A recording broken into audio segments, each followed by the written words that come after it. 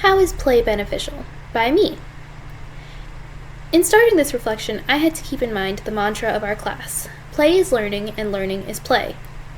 Play can be anything, and in general, it can be identified by 5 characteristics: joy, meaningful, actively engaged, iterative, and socially interactive.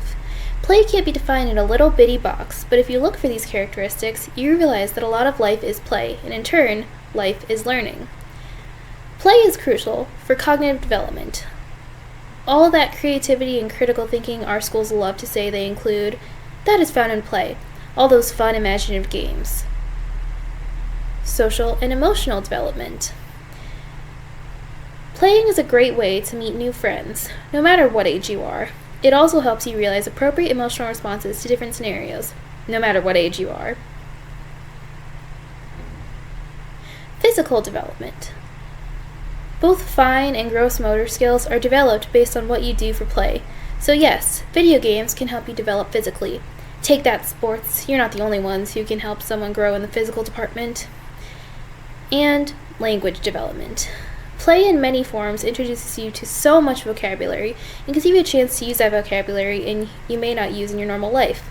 I can't tell you how many times I used Old English sayings in my imaginative play as a little 7-year-old. Play gives everyone the opportunity to explore and take risks in so many ways that regular life doesn't allow. Let's turn back the clock on my life and look at how I learned through play. I grew up with 2 siblings, my older brother and my younger sister.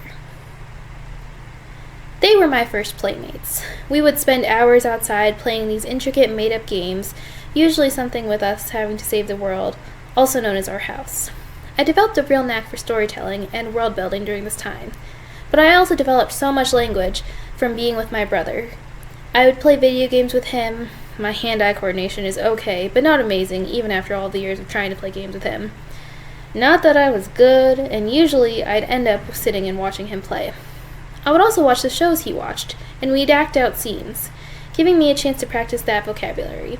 Eventually, we moved on to me helping him study spelling and vocabulary by me reading him his vocab words, exposing me to even more older vocab.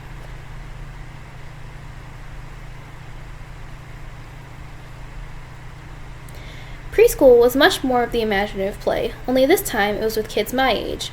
We would also play intricate games. The one that is burned into my brain was Save the President from Ninjas. How we knew about ninjas or the president is beyond me, but we saved him. We would play in opposite teams and work together to accomplish our made-up tasks. Kindergarten introduced me to my first remembered experience with teacher-guided play lessons. My kindergarten teacher would bring us in different items, explain what they were and how they worked, we'd pass them around the circle, and then we'd have the opportunity to play with them under her watchful eye. Lower elementary introduced the division of school or the classroom and play. Play was limited to recess, where we still played intricate imaginative games, but would also spend much time walking around trying to decompress our brains from all the knowledge being shoved in.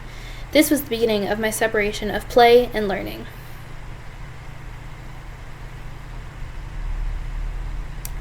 I would still play with my siblings at home, but it was a lot limited due to the schoolwork that took importance over play. By the time we'd be done, we would still be exhausted and only play for a little bit. In the lower elementary time of my life, we wrote, acted, and filmed a Star Wars movie. There were only 2 copies in existence. That required all of the developmental skills I mentioned earlier. Over time, I came to the conclusion that I was no longer a creative person, that I was good at school and learning, and that play had no part in my learning. I struggled when asked to be creative or have fun with assignments. Open-ended stuff scared me to no end, as I wanted to be told exactly how to approach a problem. It wasn't until college that I began to reframe my ideas around play and learning and realize that they are one and the same. I've been able to build connections quicker and easier than ever before because of play within my classroom. Okay, I know that was a silly little video, but that was me integrating play into my learning. I had fun researching play-based learning and reflecting on my experiences throughout my life. I felt joy making the stick figure pictures and was actively engaged in my assignment and all of its contents. I went through about 4 different versions of this script before landing on this one that told the story. Play to me is finding joy and enthusiasm for materials you are working with. Learning can truly take place when you are excited about what you are doing. Play is so beneficial to the classroom, and I hope to integrate it into my classroom in any way that I can and as a future teacher.